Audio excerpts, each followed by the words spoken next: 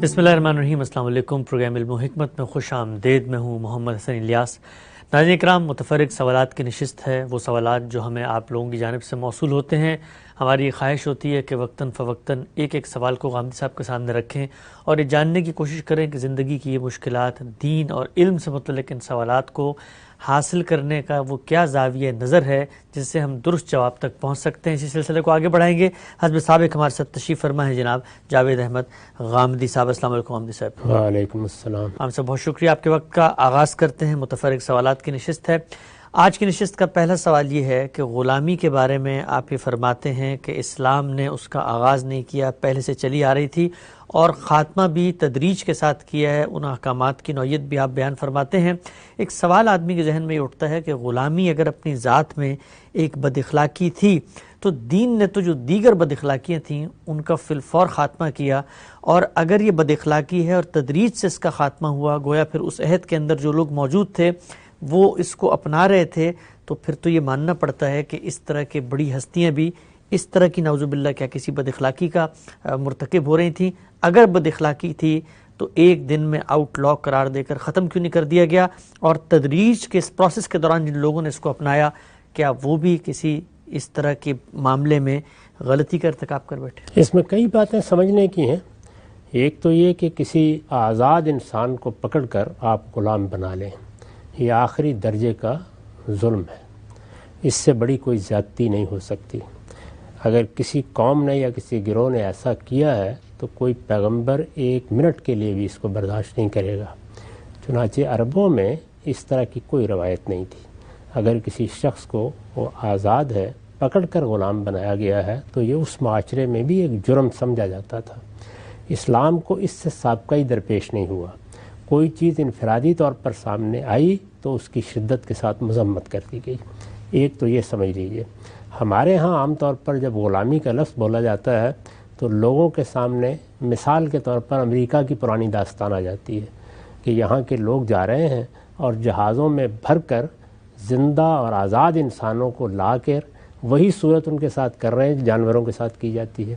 تو اس طرح کا معاملہ تو کبھی ہوا ہی نہیں کہ جس کو آپ ظلم قرار دیں، اس درجے کا ظلم قرار دیں کہ جس سے ہر شخص نفرت کرے، جس کا فوراً کلا کما ہونا چاہیے، جس کے استحصال میں کوئی توقف نہیں کرنا چاہیے۔ دوسری چیز کیا ہے؟ دوسری چیز وہ ہے جو دنیا بھر میں مسلمہ طور پر مانی جاتی ہے، اور وہ یہ کہ مجھے خدا نے آزاد پیدا کیا ہے، مجھے حق دیا ہے کہ میں کوئی نقطہ نظر اختیار کروں، مجھے حق دیا ہے کہ میں اپنی جان مال آبرو کے بارے میں حفاظت کا اہتمام رکھوں۔ سوسائٹی کو بھی یہ بتا دیا گیا ہے کہ میری جان مال آبرو کو حرمت حاصل ہے۔ ٹھیک، یہ ذہن میں رکھیے کہ یہ حرمت اور مفہوم میں ہوتا ہے، یعنی اس سے مراد کوئی کھانے پینے کی حرمت نہیں ہے، بلکہ وہ عزت، وہ شرف جو مجھے حاصل ہے۔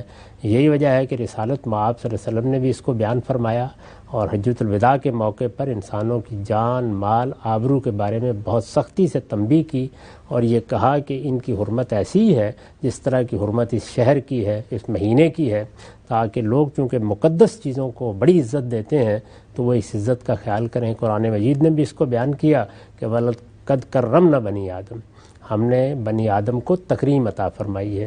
تو انسان کی جان کے خلاف، مال کے خلاف، آبرو کے خلاف کوئی اقدام نہیں ہونا چاہیے۔ لیکن جیسے ہی میں کسی جرم کا ارتکاب کرتا ہوں تو میری یہ حفاظت ختم ہو جاتی ہے۔ یعنی میں نے ایک جرم کا ارتکاب کیا، میں نے چوری کی، میں نے ڈاکہ ڈالا، میں نے بدکاری کا ارتکاب کیا، اب معاشرے کو حق حاصل ہو جاتا ہے کہ وہ میرے خلاف اقدام کرے۔ اس صورت میں مجھے پکڑا بھی جاتا ہے، میری آزادی بھی محدود کر دی جاتی ہے، اس کے بعد مجھے سزا کا مستحق بھی قرار دیا جاتا ہے۔ سزا میں بعض اوقات جان لے لی جاتی ہے، بعض اوقات کوڑے مارے گئے، بعض اوقات جیل میں آپ ڈال دیتے ہیں۔ غرض یہ کہ میرے تمام جو بنیادی انسانی حقوق ہیں وہ اس کے بعد اس صورت میں نہیں رہتے۔ اب مجھ پر پابندیاں بھی لگتی ہیں، مجھے اپنے گھر والوں سے بھی الگ کر دیا جاتا ہے۔ موجودہ زمانے میں لوگ قید کی سزا کو بڑی اچھی سزا سمجھتے ہیں، میرے تو اس پر بہت اعتراضات اور بہت تحفظات ہیں، لیکن اس سے قطع نظر آپ پھر میرے خلاف یا کسی بھی شخص کے خلاف جس نے کسی جرم کا ارتکاب کیا اقدام کرنے کا حق حاصل کر لیتے ہیں۔ تو غلامی کی ایک صورت جو اس جگہ سے پیدا ہوئی اور جس کو آپ علی الاطلاق بد اخلاقی نہیں قرار دے سکتے، وہ یہ تھی کہ جب قوموں کے درمیان جارحیت کا ارتکاب ہوا، ایک شخص نے ڈاکہ ڈالا اور میرے گھر میں آ گیا، اسی طرح ایک شخص نے چوری کی، وہ میرا مال لے اڑا. ایک شخص نے میرے خلاف اقدام کیا، میری آبرو پر حملہ آور ہو گیا، مجھے گالی دے دی، مجھ پر کوئی الزام لگا دیا، سب و شتم کر دیا، یا اور کوئی ایسا معاملہ کیا. ایک پوری قوم نے، ایک گروہ نے، ایک جماعت نے یہی کام کر ڈالا. تو جارحیت کے مقابلے کے لیے جب لوگ نکلے تو وہ سزا کے طور پر جارحیت کرنے والوں کو غلام بنا لیتے تھے. ٹھیک، یعنی غلام بنا لیتے کا مطلب کیا کہ اب تم اسیر رہو گے، قید میں رہو گے، اور وہ قید دائمی قید ہوگی، اور ہم تمہاری اب قیمت بھی لے سکتے ہیں اور تمہیں ہماری خدمت کرنا ہوگی. تم ہمارے ایک طرح سے زندگی بھر کے لیے خادم بن کے رہو گے. تو یہاں سے یہ بالکل اسی جگہ سے شروع ہوئی جس جگہ سے آپ آدمی کو جیل میں ڈالتے ہیں، عمر قید بھی دے دیتے ہیں. یعنی ساری زندگی کے لیے، 14 سال کے لیے، 20 سال کے لیے، بلکہ اب تو ہم نے یہ بھی سن لیا کہ 36 سال اور 86 سال کے لیے بھی لوگوں کو جیل میں ڈال دیا جاتا ہے. یہ معلوم ہے کہ خود ہمارے ہاں اس طرح کی سزائیں حکومتیں سناتی رہتی ہیں، عدالتیں بھی سناتی رہتی ہیں. تو یہ جو دائمی غلامی کی سزا تھی، یہ ان لوگوں کو دینے سے ابتدا ہوئی اس کی جو جارحیت کا ارتکاب کرتے تھے. کسی قبیلے پر چڑھ دوڑے ہیں، اس کے نخلستانوں پر قبضہ کر لیا ہے، اب اس کے بعد آگے سے مقابلہ کیا گیا تو ظاہر ہے اب جب ایک مرتبہ یہ روایت قائم ہو گئی تو انسان کا معاملہ یہ ہے کہ وہ حدود سے تجاوز کرتا ہے. تو جارحیت کرنے والے بھی غلام بنانے لگ گئے، جن کے خلاف جارحیت کا اقدام ہوا وہ بھی غلام بنانے لگ گئے. جب ایک مرتبہ غلام بن گئے تو اب آپ اس کے بعد ظاہر ہے کہ اس کو ایک خریدنی فروختنی چیز بنا دیتے ہیں. بازار بھی لگ گئے، وہ بکنے بھی لگ گئے، اور اگر عورتیں پکڑی گئیں تو ان کے ساتھ لوگوں نے جنسی تعلقات بھی قائم کرنا شروع کر دیے. یہ در حقیقت پس منظر ہے. اس میں سے کوئی چیز بھی اسلام نے پیدا نہیں کی. اسلام نے اس کو کسی جنگ میں سزا کے طور پر بھی بیان نہیں کیا. اس نے کبھی اس کی کوئی ترغیب نہیں دی، بلکہ وہ پہلے دن آیا تو اس نے آ کے یہ کہا کہ جو لوگ اس سے پہلے غلام بن چکے ہیں، بڑی نیکی کا کام یہ ہے کہ فک و رقبہ، ان کی گردنیں چھڑائی جائیں. ٹھیک. تو اس طرح یہ بتا دیا کہ اس طریقے سے جو لوگ غلام بنے ہوئے ہیں ان کے بھی انسانی حقوق یہ تقاضا کرتے ہیں کہ ان کی گردنیں آزاد ہوں اور ان کے ساتھ یہ معاملہ نہ ہو. بلکہ میں اس سے آپ کو پیچھے لے جاؤں گا، ہمیں تورات میں بھی یہ ہدایت ملتی ہے کہ اگر کسی نے اس طرح سے کسی کو غلام بنایا ہے اور بنی اسرائیل میں وہ آ گیا ہے تو یہ بتایا گیا کہ 6 سال کی خدمت لینے کے بعد اس کو لازماً رہا کر دیا جائے. اچھا. اور اس میں بلکہ یہ ہدایت کی گئی کہ جس وقت تم اس سے کہو کہ اب تم چلے جاؤ تو اپنے گھر کے دروازے پر کھڑے ہو کر اس سے کہو کہ جو چیز تم اٹھانا چاہتے ہو اٹھا لو اور جس چیز کو لے جانا چاہتے ہو لے جاؤ. تو اللہ کے دین میں اس طرح کی چیز کو بھی گوارا نہیں کیا گیا، بلکہ اس میں آزادی کی راہیں کھولی گئیں، لوگوں کو تلقین کی گئی. پہلے دن سے آپ قرآن مجید کی سورہ بلد کو پڑھیے تو وہ آپ کو یہ بتاتی ہے کہ اس معاشرے میں، یعنی جس معاشرے میں اسلام کی دعوت اس وقت اٹھی ہے پیغمبر صلی اللہ علیہ وسلم کے ذریعے سے، اس معاشرے میں لوگوں کو دین کی دعوت اگر قبول کرنی ہے تو انہیں ایک گھاٹی چڑھنا ہوگا، ایک مشکل مرحلہ ہے. اور فرمایا اس میں پہلا کام کیا کرنا ہے؟ فک و رقبہ، لوگوں کی گردنیں چھڑائی جائیں. یہ گردنیں چھڑانے کی تعبیر خود بتا رہی ہے کہ اسلام اس کو کس زاویے سے دیکھ رہا ہے. یعنی ترغیب دے رہا ہے، تلقین کر رہا ہے، جذبات کو ایک لحاظ سے اپیل کر رہا ہے کہ لوگ گردنیں چھڑائیں اور وہ اس بات کو دیکھیں کہ ان کی اپنی گردنیں اگر اس طریقے سے بندھی ہوں تو ان پر کیا گزرے گی. تو یہاں سے ابتدا کی گئی. رسالت مآب صلی اللہ علیہ وسلم مدینہ تشریف لے آئے. اب یہ موقع آیا کہ مسلمانوں کو شاید جنگ کرنی پڑے. بدر سے پہلے یہ پہلی جنگ ہے، ہم میں سے شخص جانتا ہے، جس سے رسول اللہ صلی اللہ علیہ وسلم کے بعد مسلمان دو چار ہوئے.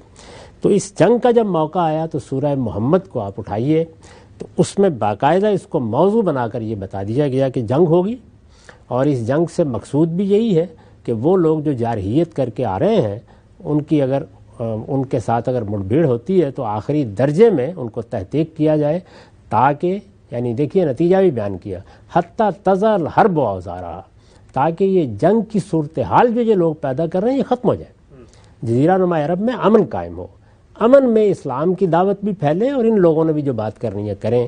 تو یہ اس جنگ کا مقصد بھی بیان کیا گیا، اور پھر یہ بھی بتایا گیا کہ اس جنگ میں جس وقت تیگ لوگوں کو کر لو اور قیدی پکڑنے کی نوبت آ جائے تو اب یہ سوال پیدا ہوا کہ اسلام کیا کہتا ہے. یعنی ایک یہ تھا کہ آزاد کو پکڑ کر غلام بنا لیا جائے، وہ تو کبھی جائز تھا ہی نہیں.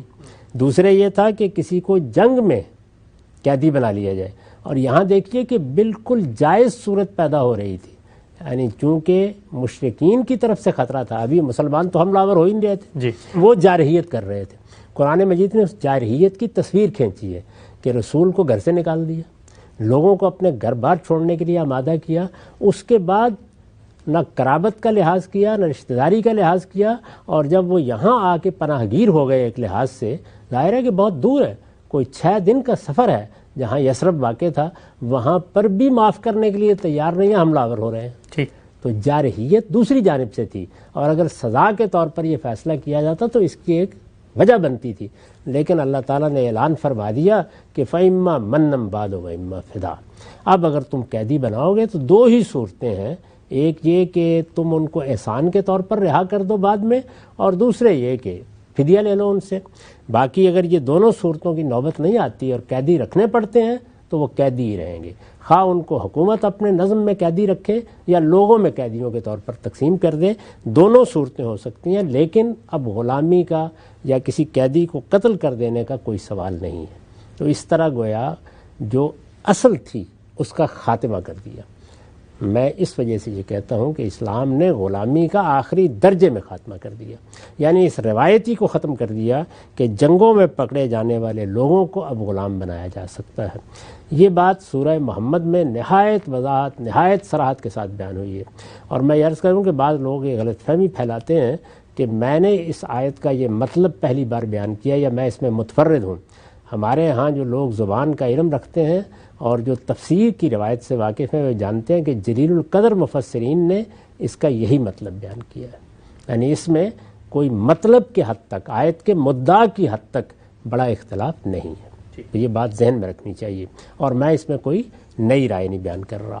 تو غلامی کا اس لحاظ سے خاتمہ کر دیا گیا کہ اب مسلمان کبھی بھی غلام نہیں بنائیں گے، قیدی جب بھی آئیں گے ان کے ساتھ یہی معاملہ ہوگا. اس کے بعد ایک سوال یہ باقی رہ گیا کہ جو لوگ غلام بن چکے ہیں یا جو کسی دوسری جگہ غلام بنے ہیں اور اب بکتے ہوئے آ رہے ہیں اور لوگوں نے ان کو خریدا ہے، ان کے بارے میں کیا کیا جائے.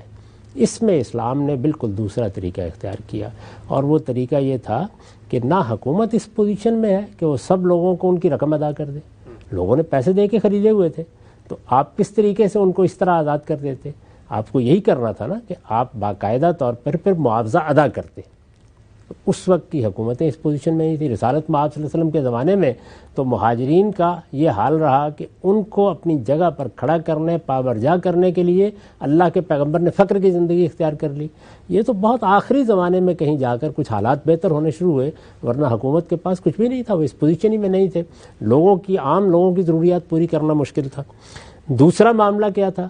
دوسرا یہ کہ جو کچھ اب مذہب کی حیثیت سے ہم کر سکتے ہیں وہ یہ کر سکتے ہیں کہ اگرچہ ہم خرید کے آزاد تو نہیں کرا سکتے، اور یہ بات کہ آپ ظلم کر کے لوگوں کے پیسے واپس کیے بغیر اعلان کر دیں، خرید کر آزاد تو نہیں کر سکتے. اور اگر فرض کیجئے کہ ہمارے پاس رقم بھی ہو تو پھر صرف اتنا ہی تو نہیں کہ آزاد کرنا ہے، اس کے بعد ان کو پاؤں پر کھڑا بھی کرنا ہوگا، کیونکہ وہ تو لوگوں کے گھروں میں رہ رہے تھے، ان کو چھت لوگوں کی میسر تھی.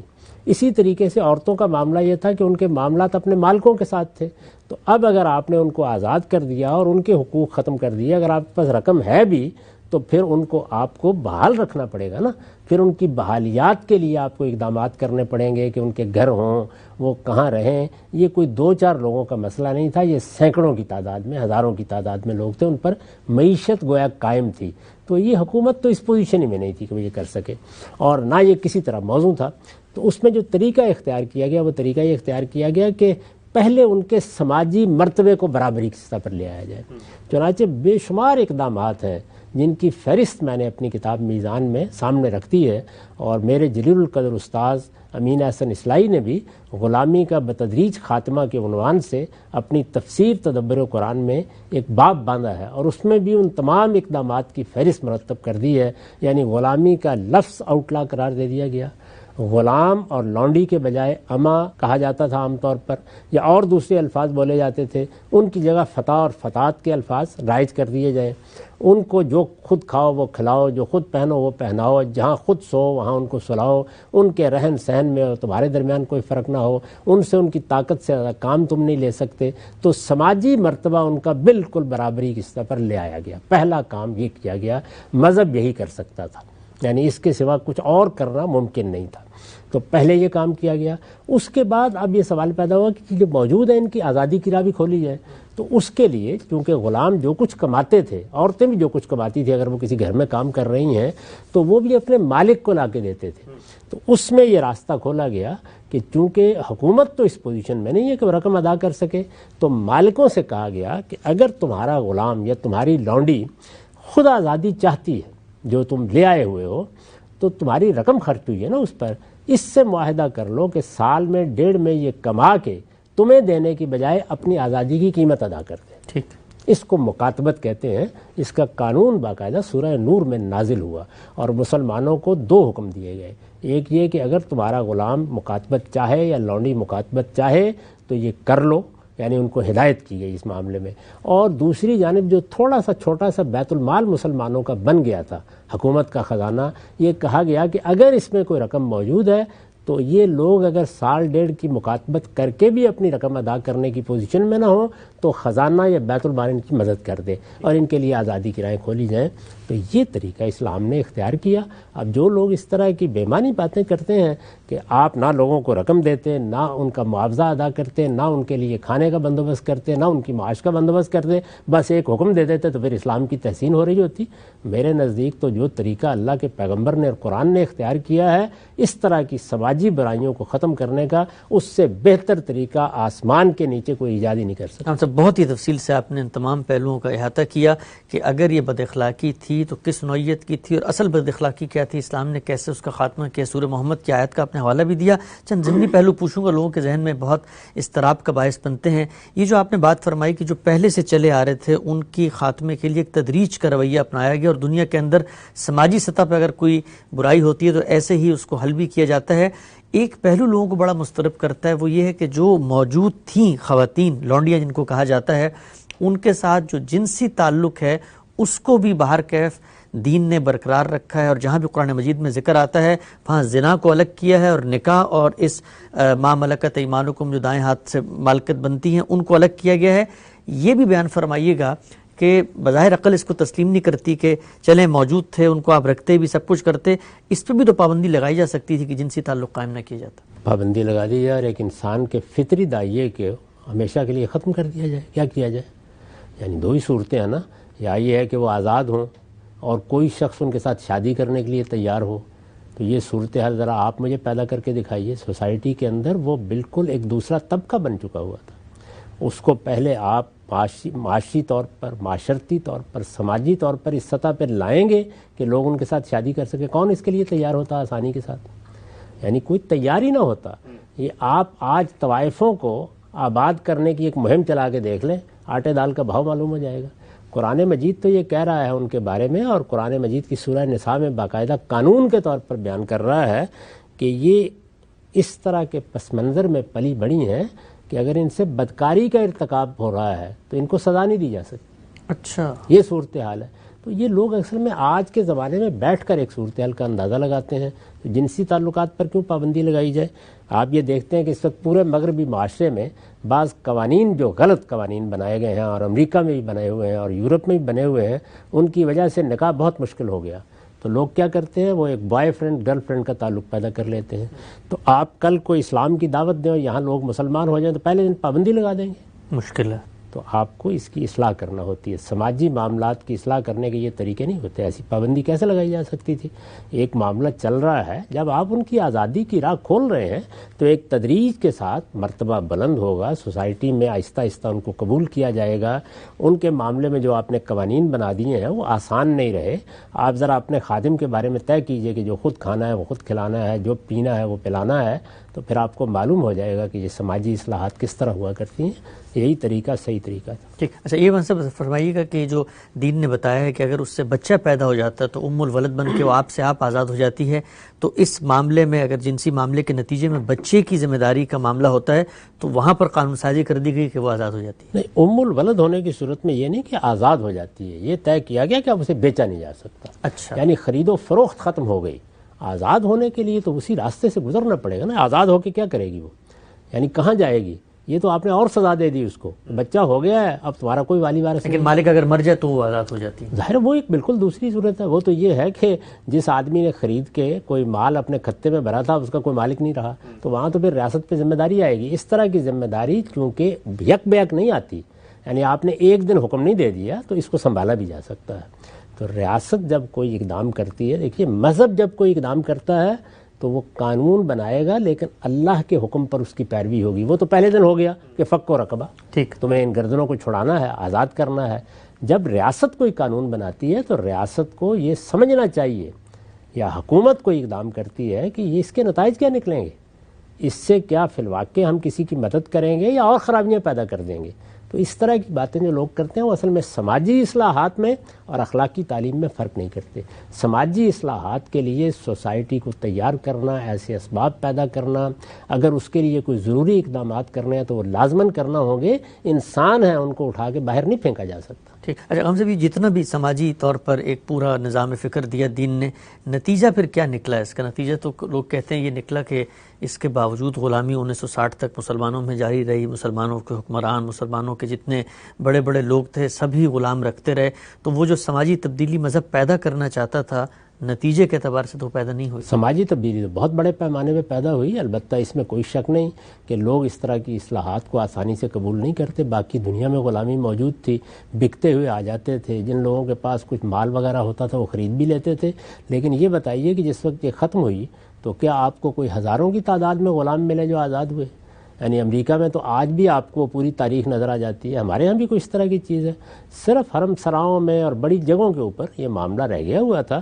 وہ تو جو مذہب بھی کوئی اصلاحات کرے گا یا جو سوسائٹی میں بھی اصلاحات ہوں گی، لوگوں کی قبولیت کا معاملہ ایسے ہی رہتا ہے۔ بعض اوقات پوری پوری قومیں قبول کر لیتی ہیں، بعض اوقات نہیں قبول کرتی۔ تو ہمارے ہاں بھی یہ چیز رہی ہے۔ جمہوریت کو کب قبول کیا؟ میں بڑی تفصیل سے اس پر گفتگو کر چکا ہوں کہ خلفائے راشدین نے ایک جمہوری معاشرہ قائم کر کے دکھا دیا، اس کے باوجود زمانہ اور حالات کا غلبہ قائم ہوا اور اس کے بعد مسلمانوں میں 1000 سال تک ملوکیت رہی۔ تو اس میں کوئی شک نہیں ہے کہ عالمی سطح پر اس کو ختم کرنے کے لیے عالمی سطحی کے اقدامات کی ضرورت تھی، اور وہ اسی وقت کرنے ممکن ہو سکے جب لوگوں میں عالمی سطح پر اس کا شعور پیدا ہو گیا۔ جو چیز ساری دنیا کی قوموں سے متعلق ہے، افریقہ میں لوگ غلام بن جائیں گے، کسی اور جنگ میں بن جائیں گے، وہ بکنے شروع ہو جائیں گے، لوگ پھر خرید کے لے آئیں گے۔ تو ان چیزوں میں وہی طریقہ صحیح تھا جو اسلام نے اختیار کیا۔ یہ الگ بات ہے کہ اس کی اصلاحات کو بہت سے لوگوں نے بعد میں قبول کرنے سے انکار کر دیا، کبھی علمی لحاظ سے، کبھی عملی لحاظ سے۔ تو انسان تو اسی طرح قبول کرتے ہیں، اسلام کی باقی تعلیمات جو ہیں وہ بھی تو اسی طرح موجود ہیں۔ یعنی تم چوری نہ کرو، تم غبن نہ کرو، تم ملاوٹ نہ کرو، تم کسی کا مال نہ کھاؤ۔ آپ کو گلی گلی مسلمان کرتے ہوئے نظر آ رہے ہیں، تو باقی کون سی باتیں ہیں جو 100% مان لی ہیں لوگوں نے؟ بالکل ٹھیک ہے، ہم سبھی پہلو بڑا اہم ہے۔ ہم یہ دیکھتے ہیں، آپ دیکھیں علامہ اقبال جیسا آدمی پوری زندگی ایک قوم کو اٹھاتا ہے لیکن لوگوں نے ان کی بات تو نہیں سنی، لیکن انہوں نے اپنی بات پوری بھرکیف کر دی تھی۔ آگے بڑھاتے ہیں سلسلے کو، بیان فرمائیے گا۔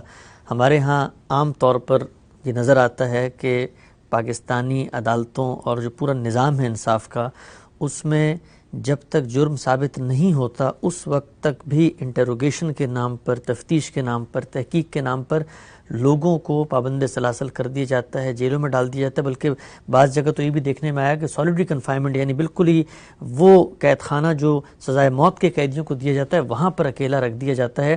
دینی لحاظ سے میں آپ سے پوچھنا چاہتا ہوں، کیا یہ اللہ کا دین کہتا ہے انصاف ہونا چاہیے، عدل کے تقاضے پورے ہوں، اس کے خلاف ہے کہ جب تک جرم ثابت نہیں ہوتا اس وقت تک آپ بندے کو قید میں نہیں رکھ سکتے؟ کہ استدلال یہ پیش کیا جاتا ہے کہ اگر ہم اس کو آزاد چھوڑ دیں تو پھر تو ہم تفتیش کر ہی نہیں سکتے، ہم اس کو رکھتے ہیں، کوئی تھوڑا سا زد و کوب بھی کرتے ہیں، پریشر آتا ہے، پھر اس کا جو گل ہی دیتے ہیں۔ یہ سب کچھ آخری درجے کا ظلم ہے، کسی کو حق نہیں ہے۔ تفتیش آپ کو کرنی ہے تو یہ مار پیٹ کے کرنی ہوتی ہے۔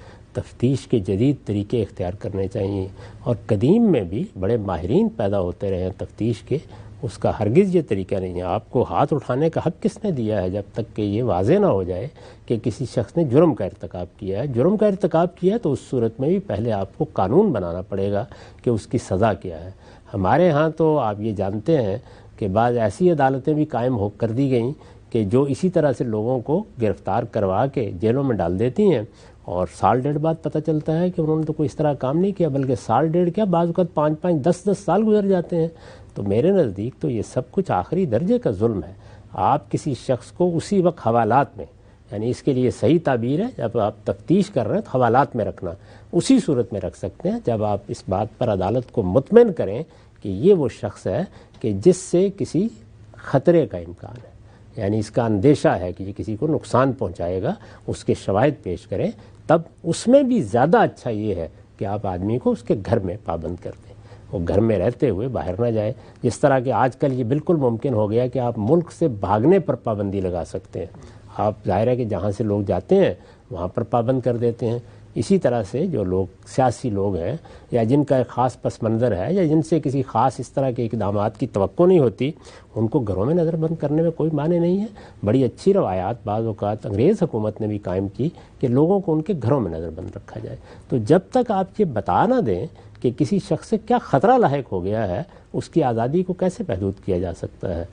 رسالت مآب صلی اللہ علیہ وسلم کے زمانے میں، خلفائے راشدین کے زمانے میں تو 24 گھنٹے سے زیادہ روکا ہی نہیں جا سکتا کسی کو، اور اب بھی آپ دیکھیے کہ جو دنیا میں مہذب حکومتیں ہیں ان میں اس کے باقاعدہ قاعدے قانون بنے ہوئے، تفتیش کے لیے آپ بلاتے ہیں، آدمی کو حاضر ہونا پڑتا ہے۔ کون آدمی ہے کہ جو حکومت کے کسی ادارے یا عدالت کے حکم پر تفتیش کے لیے حاضر نہیں ہوگا؟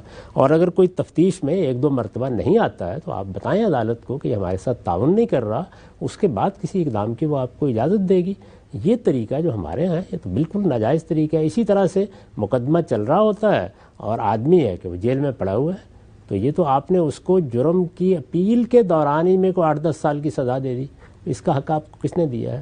یہ ساری چیزیں بالکل باطل، بالکل غلط ہیں۔ اس کی اصلاح کرنے کے لیے نہ سیاستدانوں کو توجہ ہوتی ہے، نہ ہمارے ہاں کے ماہرین قانون کو توجہ ہوتی ہے۔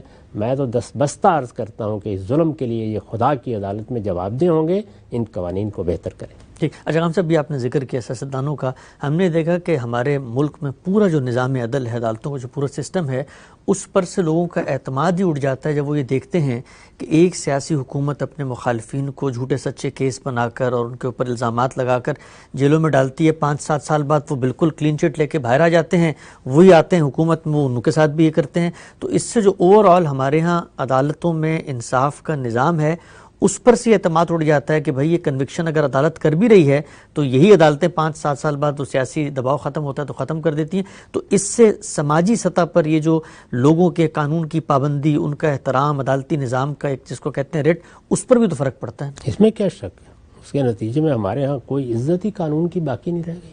قانون نام کی چیز ہے کہاں؟ اور وہ بات جو جسٹس کیانی نے ایک موقع پر کہی تھی ایک خاتون کو کہ تم ہمارے پاس انصاف لینے کے لیے آ گئے ہو، ہم تو انصاف نہیں دیتے، ہم قانون دیا کرتے ہیں۔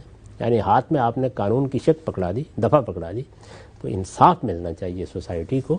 اور وہ ہمارے ہاں سیاسی سطح پر بھی مجروح ہوا ہے، وہ ہمارے ہاں قبائلی سطح پر بھی مجروح ہوا ہے۔ اس سے آگے بڑھ کر اگر آپ دیکھیں تو ہمارے معاشرے کی دیہاتی پس منظر میں اور بہت سے عوامل میں لوگوں کے ساتھ پے در پے زیادتیاں ہوتی ہیں، لوگوں کے بھی اخلاق اس سے خراب ہوئے ہیں، وہ بھی قانون کی عزت اس طرح نہیں کر سکے۔ پھر 150-200 سال ہمارے یہاں ایسے گزرے جس میں پوری لیڈرشپ نے لوگوں کو قانون سیکھنے کی تعلیم دی۔ سیاسی رہنماؤں نے انگریزوں سے آزادی حاصل کرنے کے لیے جب قانون توڑنے کی ایک مرتبہ تعلیم دے دی تو اس کا نتیجہ یہ نکلا کہ اب قانون شکنی ہی اصل میں لوگوں کے لیے باعث عزت بن کر رہ گئی ہے۔ تو یہ چیزیں سماجی سطح پر بھی اصلاح کا تقاضا کرتی ہیں، سیاسی سطح پر بھی اصلاح کا تقاضا کرتی ہیں۔ اور میرے بارے میں تو یہ آپ جانتے ہیں کہ میں تو قید کی سزا کو بجائے خود بدترین سزا سمجھتا ہوں۔ یہ سزا انسان کے جسمی کو نہیں، یہ اس کے پورے وجود کو ملتی ہے، یہ اس کی نفسیات کو ملتی ہے، یہ اس کے ذہنی تصورات کو ملتی ہے، یہ اس کے خاندان کو ملتی ہے۔ اسی وجہ سے اسلام کے نظام میں جب میں قرآن کو دیکھتا ہوں تو اس سزا کا کوئی تصور نہیں ہے۔ لوگوں کو نظر بند کرنا ہے، محدود کرنا ہے، گھروں میں بند کر دیجئے۔ اگر ان کو کوئی ریہیبلیٹیشن کے مرحلے سے گزارنا ہے اس کے لیے اس کے ادارے بنا دیجئے۔ اگر کسی کو حوالات میں رکھنا ناگزیر ہو گیا تو حوالات ہی کافی ہے۔ سزا یا مالی تاوان کی صورت میں دیں یا جسمانی سزا کی صورت میں دیں۔ میرے نزدیک سزا عبرت انگیز بھی انہی 2 صورتوں میں بنتی ہے۔ اس کے سوا باقی جتنے طریقے اختیار کیے گئے ہیں ان کی غلطی جلد یا بدیر لوگوں پر واضح ہو جائے گی۔ اور میں آپ کو بتاتا ہوں کہ اب دنیا کے مہذب ممالک میں بھی بہت سی یونیورسٹیوں میں اس پر کام ہو رہا ہے۔ میرا اپنا جو آرٹیکل ہے اس پہ میری کتاب برہان میں ہے، اس کو بھی موضوع بنا کر بعض لوگوں نے یہاں خود امریکہ میں یونیورسٹیوں میں اور یونیورسٹی میں پروفیسر کی سطح کے لوگوں نے کام کیا ہے. جلد یا بدیر لوگوں کو احساس ہو جائے گا کہ اس میں اللہ ہی کا دین درست. بالکل صحیح. ہم سب اس معاملے میں جو اسکینڈینیوین کنٹریز ہے وہاں بھی قانون سازی ہو رہی ہے اور قید کی سزا کے حوالے سے اثر نو غور کیا جا رہا ہے. آگے بڑھاتے ہیں سلسلے کو. بیان فرمائیے گا یہ جو روح کا لفظ ہے قرآن مجید میں استعمال ہوتا ہے کہ رسالت مآب صلی اللہ علیہ وسلم سے پوچھا گیا ہے اور بتایا گیا ہے کہ بھائی یہ تو ایک امر ربی ہے، لیکن یہی لفظ جبریل امین کے لیے بھی استعمال ہوتا ہے، روح الامین سیدنا مسیح کے لیے بھی استعمال ہوتا ہے، تو وہاں یہ کس معنی میں ہے اور اصل میں کس معنی میں؟ اللہ تعالیٰ نے یہ بتایا قرآن مجید میں کہ جو تخلیقی عمل اللہ تعالیٰ کی طرف سے ہوتا ہے وہ دو سطحوں پر ہوتا ہے. یعنی ایک یہ کہ باشعور مخلوقات اپنی حقیقت کے لحاظ سے وجود میں آتی ہیں، تو وہ تو کوئی مادی پروسیس ہے ہی نہیں. اس میں اللہ تعالیٰ فرماتے ہیں کہ ایک نفخ روح کی کیفیت ہوتی ہے، جس طرح کہ تم کوئی پھونک دیتے ہو. اس کی تعبیر ظاہر ہے کہ ہمیں سمجھانے کے لیے یہی اختیار کی گئی ہے. روح کا لفظ وہاں یونانی مفہوم میں استعمال نہیں ہوا قرآن میں.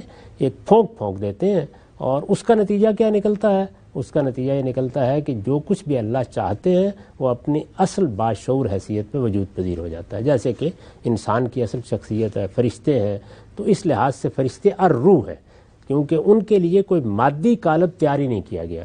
جنات کے لیے اور انسانوں کے لیے مادی قالب تیار کیا گیا ہے، اور وہ مادی قالب ہے کہ جو اصل میں اس دنیا کے اندر بنتا ہے، جس کا اپنا ایک پروسیس ہے، جس کا طریقہ بھی قرآن نے بیان کیا ہے کہ وہ مختلف مراحل سے گزر کر ایک خاص مرحلے تک پہنچتا ہے. تو یہ دو اصل میں تخلیقی عمل کے ذرائع ہیں جن کو قرآن مجید نے الگ الگ بیان کیا ہے. چنانچہ انسانوں کے بارے میں بھی یہ بتایا ہے کہ جب ان کا قالب تیار ہو گیا، یعنی یہ جو ہمارا جسم ہے جب یہ تیار ہو گیا، یا دوسرے لفظوں میں کہیے کہ ہمارا حیوانی وجود تیار ہو گیا، تب اللہ تعالیٰ نے ان کے اندر نفخ روح کیا اور پھر ہمیں وہ شخصیت ملی جو اب سوچتی ہے، سمجھتی ہے، باشعور ہے. قرآن اس کی شدت کے ساتھ نفی کرتا ہے کہ انسان کے اندر شعور اور انسانی شخصیت یہ کسی مادی کیمیائی عمل سے پیدا ہوتی ہے. وہ یہ کہتا ہے کہ یہ آسمان سے آتی ہے، اور یہ نہ صرف یہ کہ اللہ کی ربوبیت کا احساس لے کے آتی ہے، یہ فجور اور تقوی کا الہام بھی لے کے آتی ہے. ٹھیک. سیدنا مسیح کو روح کیوں قرار دیا گیا؟ اسی پہلو سے، یعنی وہاں بھی یہی ہوا کہ اللہ تعالیٰ نے ایک حصے کو تو استعمال کیا لیکن ان کا کوئی باپ نہیں تھا، تو وہ حصہ جو ہے اس میں اللہ کا اذن ہی ہوا یا اللہ کا حکم ہوا جس نے وہ صورت اختیار کر لی. ٹھیک. یہ جو آپ فرماتے ہیں غام صاحب کہ جو یونان کی اصطلاحات میں مفہوم لیا جاتا ہے اس سے سول کا، وہ مراد نہیں ہے، وہ کیا مفہوم ہے اور کیسے وہ مخالف ہے اس کے؟ یعنی اس میں تو اصل میں یہ بیان کیا جاتا ہے کہ ایک کوئی غیر مرئی شخصیت ہے جو الگ سے تیار ہوئی پڑی ہے، اور وہ بھی اسی طرح سے اس مادی عالم میں تیار ہوتی ہے. تو اس طرح کا تصور نہیں دیا گیا. ہمارے ہاں یہ کہا گیا ہے کہ یہ امر ربی ہے، اور جس وقت یہ اللہ تعالیٰ کی طرف سے صادر ہوتا ہے تو ایک گویا پھونک مار دی جاتی ہے جیسے کہ تم اس کو سمجھ سکتے ہو. ظاہر ہے اس کی اصل حقیقت کیا ہے وہ تو ہم نہیں جانتے. تو اللہ تعالیٰ کے براہ راست حکم سے یہ شخصیات وجود میں آ گئی ہیں، فرشتے بھی، انسانوں کی اصل شخصیت بھی، جنات کی اصل شخصیت بھی. لیکن دو ایسی شخصیات ہیں یعنی جن بھی اور انسان بھی کہ جن کو پھر قالب میں رکھا گیا ہے، اور وہ قالب یہاں تیار کیا جاتا ہے، ان کا آگ سے تیار کیا جاتا ہے، یا آج کی جدید اصطلاح میں کہیے کہ انرجی سے، اور ہمارا مادے کی ٹھوس صورت یعنی خاک سے تیار کیا جاتا ہے. ٹھیک. آگے بڑھاتے ہیں ہم سب اس سلسلے کو. یہ بیان فرمائیے گا ہمارے مختلف واقعات قصے سنائے جاتے ہیں کہ رسالت مآب صلی اللہ علیہ وسلم ایک بہت ہی فقر کی زندگی گزارتے تھے اور زینتوں سے پرہیز تھا ان کی طبیعت میں. پوچھنا میں آپ سے چاہتا ہوں، اس سے جو ایک تصور بنتا ہے، ظاہری بات ہے ہم اپنے پیغمبر کو آئیڈیلائز کرتے ہیں، وہ بنتا یہی ہے کہ آپ نے ترک دنیا کرنا ہے اور کم سے کم جو استعمال کی چیزیں ہیں ان کو اپنانا ہے. تو آپ صلی اللہ علیہ وسلم کی جو معاشی زندگی ہے وہ کیا یہی تھی جو ہمارے یہاں سامنے آتی ہے مختلف روایتوں میں کہ آپ کی زرہ بھی کہیں پہ گروی رکھی ہوئی تھی اور گھر پہ بھی کچھ نہیں ہوتا تھا کھانے پینے کے لیے، اور ایک بہت ہی فقر فاقے کی زندگی تھی؟ آپ کی معاشی زندگی کیا تھی، اور ہم مسلمانوں کے لیے کیا اس میں کوئی رول ماڈل ہے؟ یہ تصورات بالکل غلط پیدا ہو گئے ہیں اور لوگ بات سمجھ نہیں سکے کہ اصل میں کیا ہوئی ہے.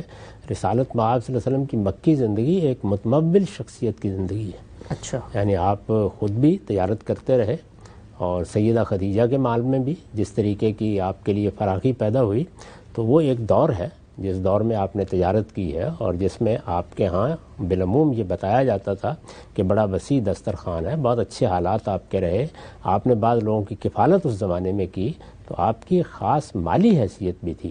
اس کی تفصیلات اگر کوئی آدمی دیکھنا چاہے تو تاریخ کی کتابوں میں دیکھ سکتا ہے. اس میں ڈاکٹر یاسین مظہر صدیقی کی کتاب بڑی غیر معمولی ہے، اس میں انہوں نے بتایا ہے کہ رسالت مآب صلی اللہ علیہ وسلم کی معاشی زندگی کس طرح ایک تمول کی زندگی رہی. مدینہ میں آنے کے بعد بھی ابتدا میں حالات ایسے ہی تھے، لیکن ہجرت کر کے آئے تھے، یعنی مال ختم ہو گیا، تجارت بند ہو گئی، اب دینی ذمہ داریاں ہیں جو شب و روز کی چیز بن گئیں۔ پھر اس کے بعد بجائے اس کے کہ آپ آ کے اپنے لیے کوئی کاروبار کا راستہ نکالتے، آپ کے اوپر ایک ریاست کی ذمہ داریاں بھی آ گئیں، بیت المال میں کچھ تھا ہی نہیں اس وقت، ابتدا میں مہاجرین کے قافلے چلے آ رہے ہیں۔ اس وقت آپ نے یہ فیصلہ کیا کہ جب تک یہ حالات ہیں، اب میں چونکہ گویا اس معاشرے میں باپ کی حیثیت تو پہلے ہی حاصل تھی، اس کے بعد اب حکمران بھی ہوں اور یہاں لوگ ہجرت کر کے آ رہے ہیں اور ہجرت کا ان کو حکم دیا گیا ہے، تو اب میرے لیے پہلی ترجیح یہ مہاجرین ہے۔ چنانچہ آپ نے خود اپنے لیے اختیاری طور پر یہ فیصلہ کیا کہ آپ فقر کی زندگی بسر کریں گے تاکہ ان کی کفالت اور ان کی ذمہ داریوں کو آپ پورا کر سکیں۔ وہ زمانہ ہے جس کے حالات بالعموم لوگ اس طریقے سے بیان کر دیتے ہیں اور اس کی وجہ بیان نہیں کرتے کہ کیا ہوا۔ یہ مہاجرین سارے کے سارے آباد نہیں کیے جا سکے تھے، مواخات کے باوجود کافی بڑی تعداد رہ گئی جن کو صفہ پر آباد کیا ہوا تھا، اور وہ ایک مہاجر کیمپ کی حیثیت رکھتا تھا۔ تو رسالت مآب صلی اللہ علیہ وسلم کے پاس جو کچھ بھی مسلمانوں کے احتیاط آتے تھے، پہلا مرحلہ کیا تھا؟ وہ یہ کہ ان مہاجرین کی ذمہ داریاں پوری کی جائیں۔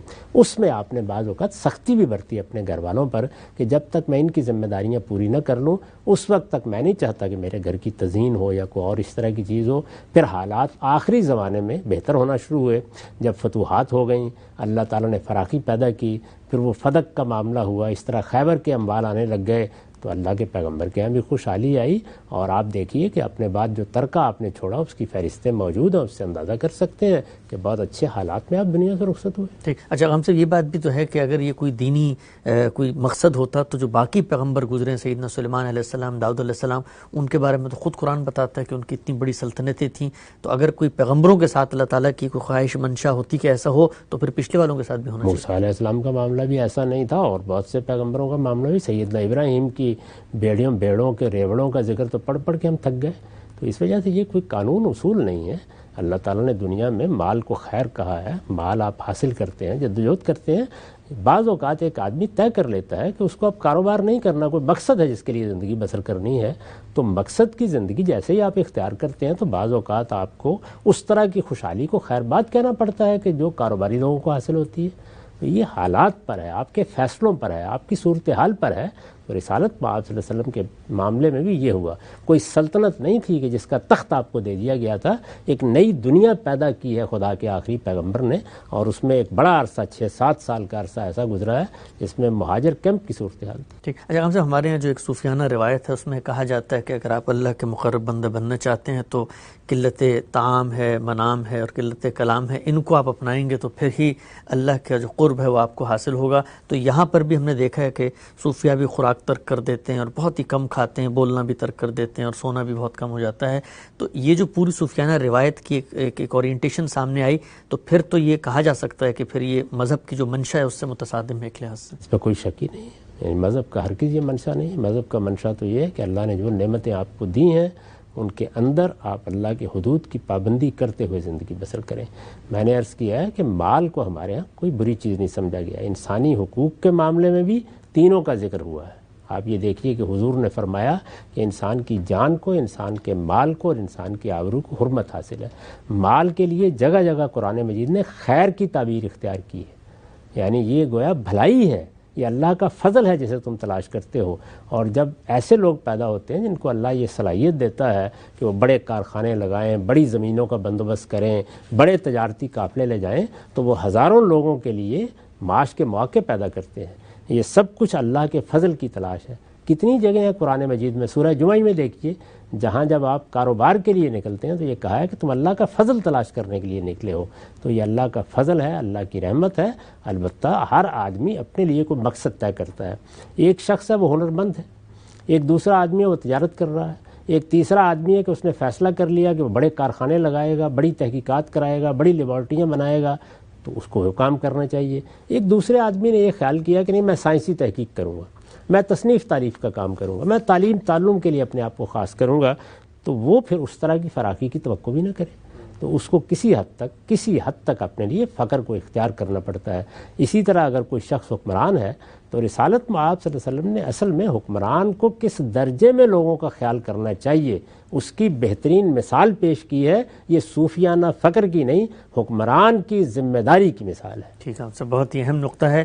آگے بڑھاتے ہیں سلسلے کو. آخری 2 سوالات بیان فرمائیے گا کہ دین میں غلو سے کیا مراد ہے اور دین حنیف کسے کہتے ہیں؟ دین حنیف کو پہلے لے لیتے ہیں، یعنی وہ دین کے جو صراط مستقیم کی تعلیم دیتا ہے. یہ آپ کے علم میں ہے کہ ہمارے ہاں دین کے لیے، دین کی ہدایت کے لیے قرآن مجید میں صراط مستقیم، سیدھی راہ کی تعبیر اختیار کی گئی ہے. ہم سورہ فاتحہ میں بھی جو دعا کرتے ہیں وہ تو یہ اہدنا الصراط المستقیم، سیدھی راہ. سیدھی راہ کون سی ہے؟ توحید کی راہ، یعنی جس میں اللہ کو مانا جاتا ہے اور صرف اللہ کو مانا جاتا ہے. دین اللہ کو مصدر مان کر گویا ہمارے لیے ہر چیز کا احاطہ کرتا ہے. تو یہ وہ چیز ہے کہ جو سیدنا ابراہیم کی شخصیت میں آخری درجے میں نمایاں ہوئی، تو ان کو اللہ تعالیٰ نے مسلم حنیف کہا.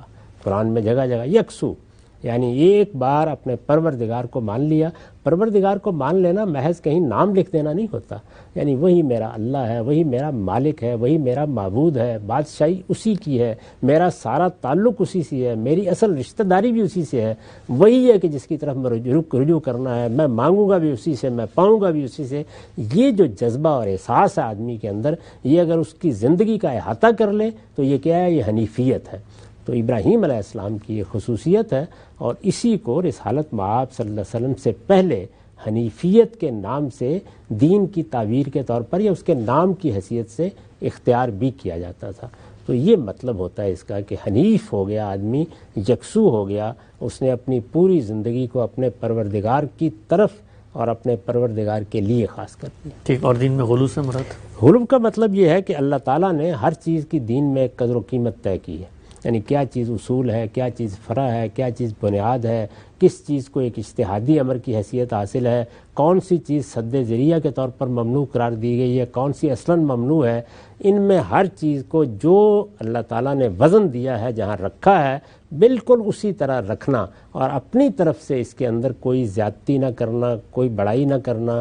یہ وہ چیز ہے کہ جس کو ہر حال میں ملحوظ رکھنا چاہیے. اسی کو دوسرے طریقے سے بھی بیان کیا جا سکتا ہے کہ دین میں اپنی طرف سے آپ کوئی نئی چیز شامل نہیں کریں گے، اور وہ اگر اتنی سی بھی ہو کہ ایک چیز کو دین میں پاؤ رکھا گیا تھا، ہم نے اسے سیر بنا دیا، تو یہ غلو ہے. صاحب بہت شکریہ. پروگرام کا وقت یہاں پہ ختم ہوتا ہے. ہم نے تفصیل سے ان تمام سوالات پہ غامدی صاحب سے جاننے کی کوشش کی کہ جتنے دینی احکامات ہیں، سوالات جو اٹھتے ہیں، ان کا جواب تلاش کرنے کا صحیح زاویہ نظر کیا ہے، اور دین کے جو احکامات ہیں ان کی حقیقت اور معنویت بھی اسی سے واضح ہوتی ہے. اس سلسلے کو انشاءاللہ آئندہ پروگرام میں بھی آگے بڑھائیں گے. وقت یہاں پہ ختم ہوتا ہے. اجازت دیجیے. اللہ حافظ.